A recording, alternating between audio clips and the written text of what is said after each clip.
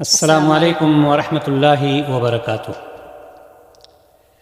الحمد للہ رب العالمین والعاقبۃ للمتقین ولا عدوان الا علی الظالمین والصلاة والسلام علی اشرف الانبیاء والمرسلین نبینا محمد وعلی آلہ وصحبہ اجمعین، اما بعد۔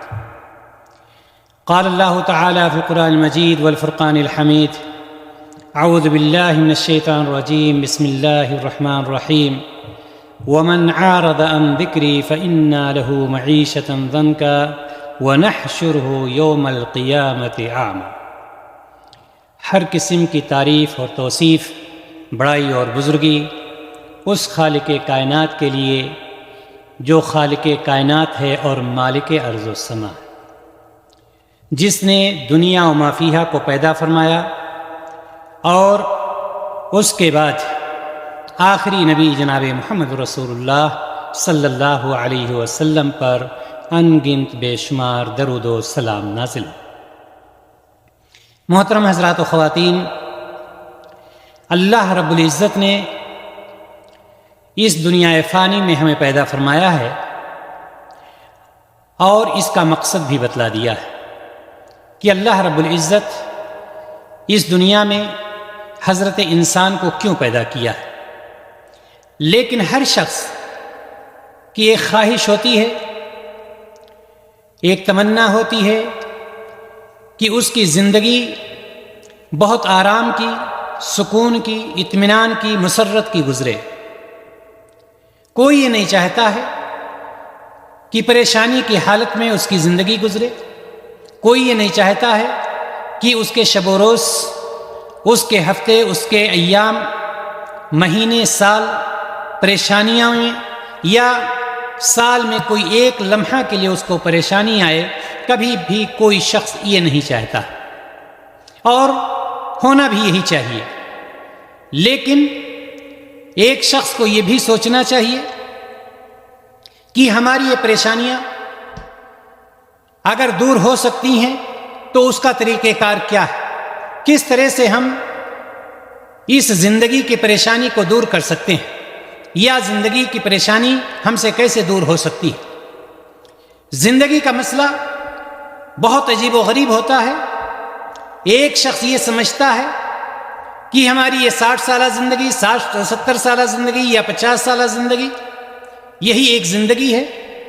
لیکن محترم حضرات و خواتین، ہمیں اس بات کو بھی سمجھنا چاہیے کہ جہاں پر دنیا کی ایک زندگی ہے، اسی طرح سے آخرت کی ایک زندگی ہے، اسی طرح سے قبر کی ایک زندگی ہے۔ یہ ساری زندگانی جو ہے، جب تک ہماری آرام سے نہیں ہوگی، جب تک ہمیں سکون نصیب نہیں ہو سکتا ہے۔ اور ہر شخص چاہے 60 سالہ دنیا کی زندگی ہو، 70 سالہ، 100 سالہ جو بھی ہو، یا قبر کی زندگی ہو، یا آخرت کی زندگی ہو، یا اس کے بعد کی زندگی ہو، ہر جگہ جب اس کو سکون میسر ہو جائے، جب اس کو سکون کی زندگی میسر ہو جائے، تو سمجھ لیجئے کہ وہ شخص کامیاب ہو گیا۔ اللہ تبارک و تعالی نے سورہ طٰہٰ کی 124 نمبر آیت میں انہی باتوں کی وضاحت کی ہے، انہی چیزوں کو ہمارے سامنے کھول کر کے بیان کر دیا ہے کہ کس طرح سے ہم یہ ساری زندگانی جو ہے، اس کو ہم آرام کی زندگی کیسے بنا سکتے ہیں، اور کون سا وہ طریقہ ہے جس پر چل کر کے ہماری یہ زندگی آرام کی زندگی ہوگی، اور کون سا وہ طریقہ ہے کہ اگر ہم اس پر گئے تو ہماری ساری زندگانی پریشانی اور پریشانی ہی کی زندگی ہو جائے گی، یعنی سکون نصیب نہیں ہوگا۔ چاہے وہ 60 سالہ دنیا کی زندگی ہو، 100 سالہ دنیا کی زندگی ہو، چاہے اس کی قبر کی زندگی ہو، چاہے آخرت کی زندگی ہو۔ کچھ راستے ایسے ہیں جس پر چلنے سے انسان کی ساری زندگانی کا سکون چھن جائے گا، اور اللہ تبارک و تعالی اس کو پریشانی میں مبتلا کر دے۔ سورہ طٰہٰ میں اللہ رب العزت نے ارشاد فرمایا: وَمَنْ عَارَضَ عَنْ ذِكْرِي فَإِنَّا لَهُ مَعِيشَةً ضَنْكًا۔ جو شخص میری یاد سے روگردانی کرے گا جو شخص میری یاد سے منہ موڑے گا، جو شخص مجھے یاد نہیں کرے گا، وہ دنیا میں تنگحال رہے گا. یہ اللہ تبارک و تعالیٰ نے فرما دیا. یعنی تنگحالی کا مطلب کیا ہوتا ہے؟ پریشانی. تنگحالی کا مطلب کیا ہوتا ہے؟ بے چینی.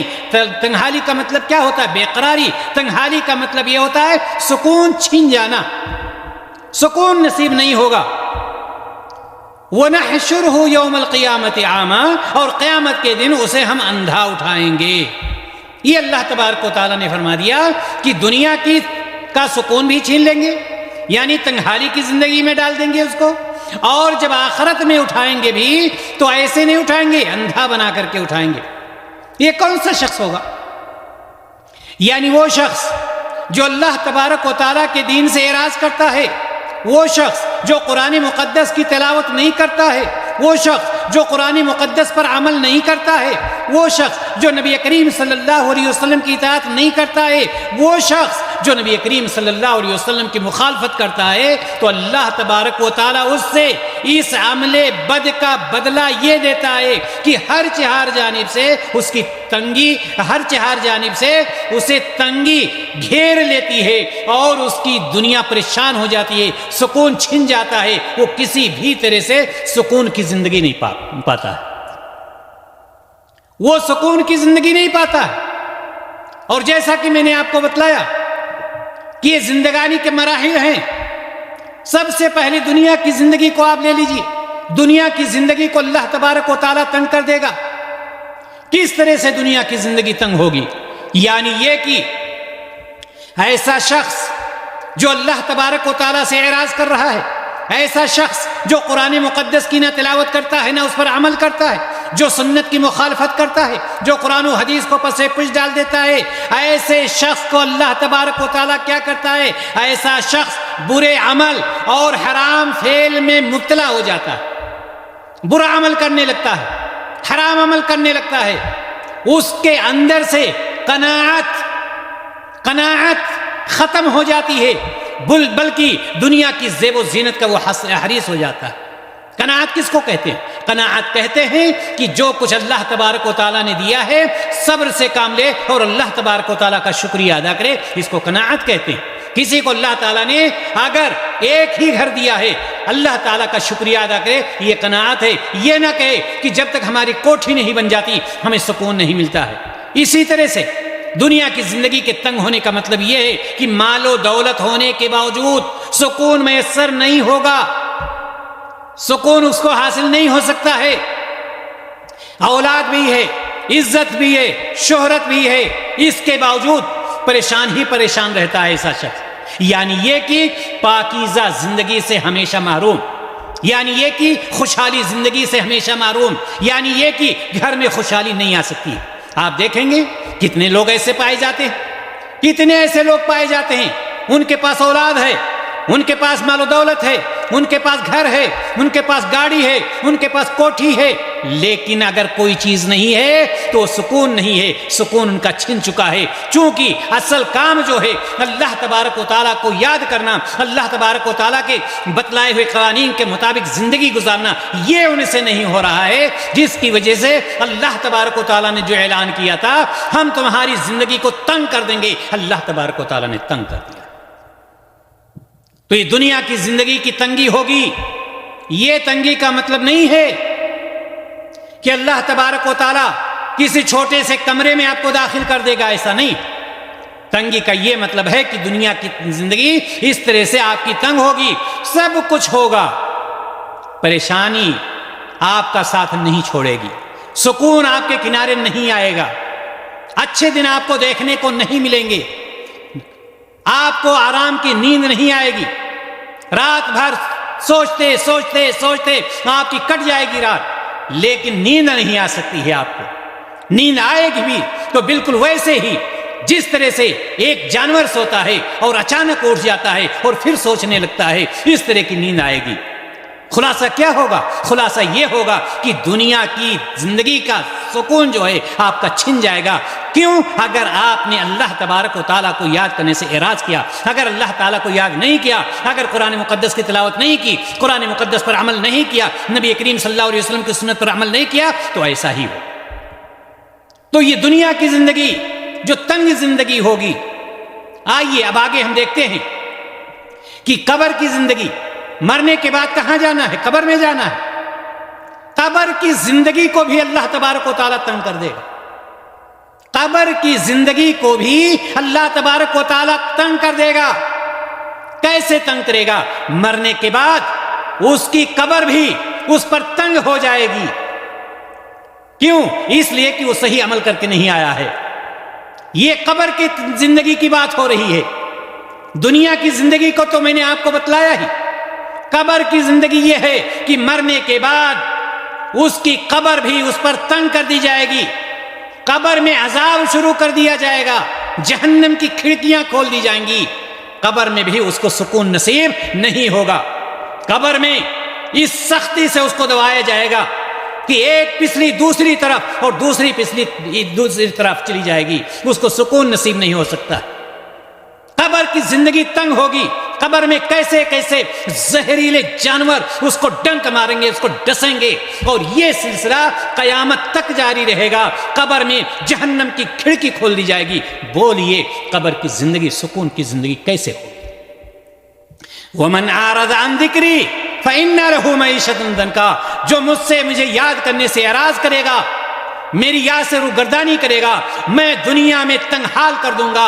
اس کی زندگی پریشانی والی زندگی ہوگی۔ دنیا کی زندگی بھی گئی اور اس کی قبر کی زندگی بھی اسی طرح سے گزرے گی کہ اس کو سکون نصیب نہیں ہوگا۔ آئیے اور اگلی زندگی دیکھتے ہیں۔ یہ تو دنیا کی زندگی رہی اور قبر کی زندگی رہی۔ آخرت میں زندگی کیسے تنگ ہوگی اس کی؟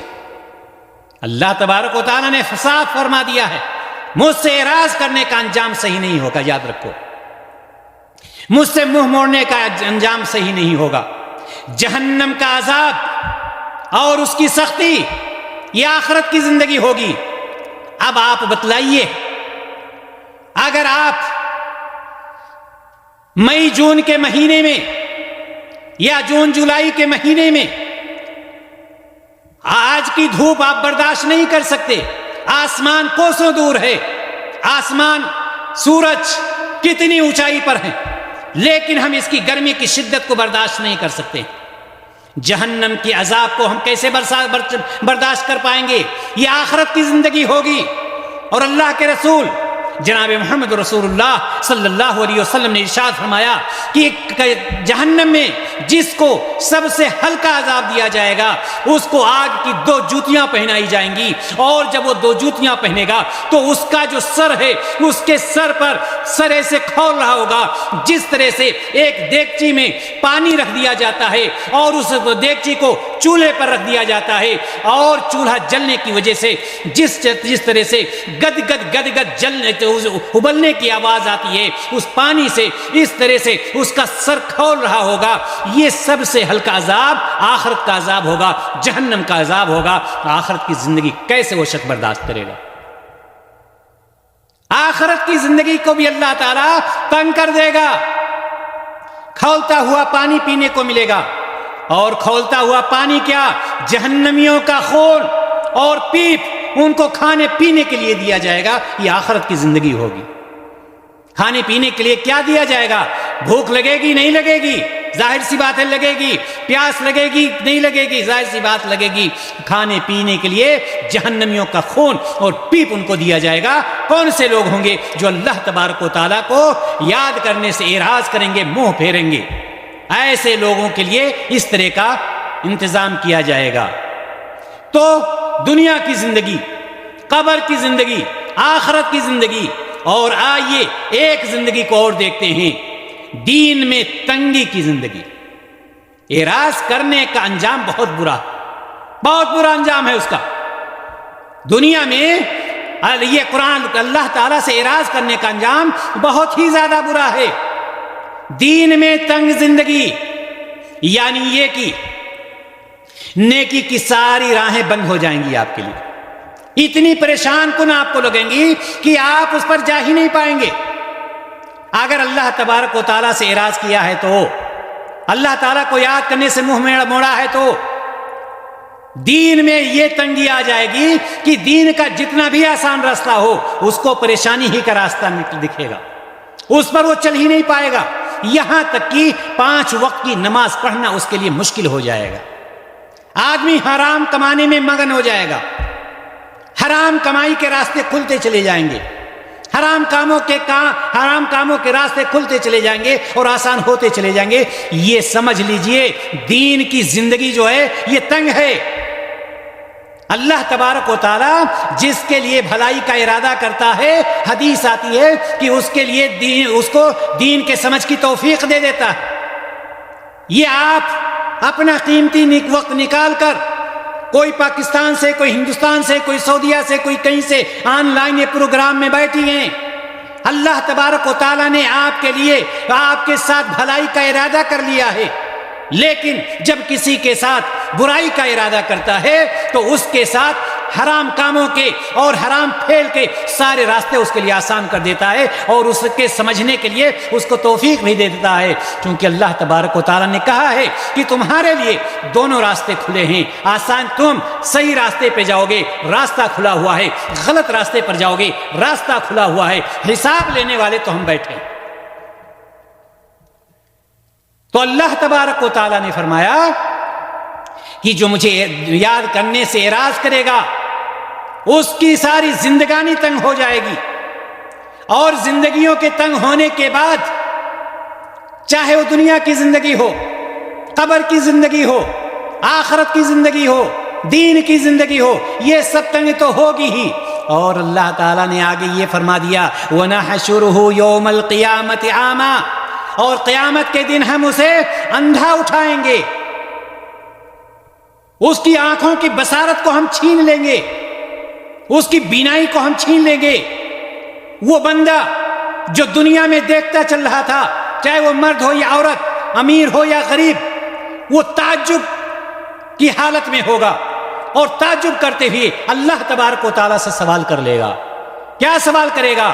قال ربی لم حشرتنی اعما وقد كنت بصیرا، اے میرے رب تو نے مجھے اندھا کیوں اٹھایا؟ میں تو دنیا میں دیکھنے والا تھا، میں تو دنیا میں دیکھنے والا تھا، میں دیکھتا تھا، میں چلتا تھا، میں پھرتا تھا، لوگوں کو اپنے ریموٹ سے چلاتا تھا، ساری برائیاں میں کرتا تھا، میں بغیر آنکھوں کے کیسے تھا؟ میں تو آنکھوں والا تھا۔ قال رب لم حشرتنی اعما وقد كنت بصیرا، جب وہ اپنی قینچی کی طرح سے یہ آواز چلائے گا، اللہ تعالیٰ سے سوال کرے گا، تو اللہ تبارک و تعالیٰ کیا کہے گا؟ اللہ تعالیٰ فرمائے گا قال كذلك اتتك آیاتنا فنسیتها، کہے گا اللہ تعالیٰ اسی طرح سے تمہارے پاس میری آیتیں آتی تھیں اور تم انہیں جھٹلا دیتے تھے، تم انہیں بھلا دیا کرتے تھے۔ وہ كذلك اليوم تنسى، آج کے دن میں نے تمہیں بھلا دیا ہے۔ اللہ اکبر، جس سے اللہ تبارک و تعالیٰ اپنی نظروں کو پھیر لے اس کو کون پناہ دے سکتا ہے؟ اس کو کہاں آرام مل سکتا ہے؟ کہاں سکون مل سکتا ہے؟ چاہے دنیا کی زندگی ہو، قبر کی زندگی ہو، آخرت کی زندگی ہو، کوئی بھی زندگی ہو، کہیں اس کو سکون مل سکتا ہے؟ نہیں، کہیں بھی اس کو سکون نہیں مل سکتا ہے۔ لہذا محترم حضرات و خواتین، میں یہ بتلانا چاہتا ہوں کہ ہمیں دنیا میں اللہ تبارک و تعالیٰ نے جس طرح سے رہنے کا حکم دیا ہے ہمیں اسی طرح سے رہنا چاہیے۔ ہمیں پیدا کرنے کے ساتھ ساتھ اپنے پیارے رسول صلی اللہ علیہ وسلم کو بھیج کر زندگی گزارنے کا سارا طریقہ ہمیں اور آپ کو بتلا دیا ہے۔ یہ راستہ فلاں جگہ جا رہا ہے، یہ راستہ فلاں جگہ جا رہا ہے۔ ہمیں ہمیشہ یہ کوشش کرنی چاہیے کہ اس راستے پر جائیں جو راستہ سیدھے جنت کو جا رہا ہے، اس راستے سے رکے رہیں جو راستہ جہنم کی طرف ہمیں لے کر کے جا رہا ہے۔ اللہ تبارک و تعالیٰ کیا کہے گا کہ تم دنیا میں ہماری آیتیں جب پڑھ پڑھ کر کے سنائی جاتی تھیں تم ان کو بھلا دیتے تھے، آج کے دن ہم نے تم کو بھلا دیا ہے۔ یعنی تم دنیا میں اسی طرح آنکھیں رکھنے کے باوجود دل کے اندھے ہو جاتے تھے، دل کے اندھے ہو جاتے تھے اور ہماری آیتوں کو ٹھکراتے تھے۔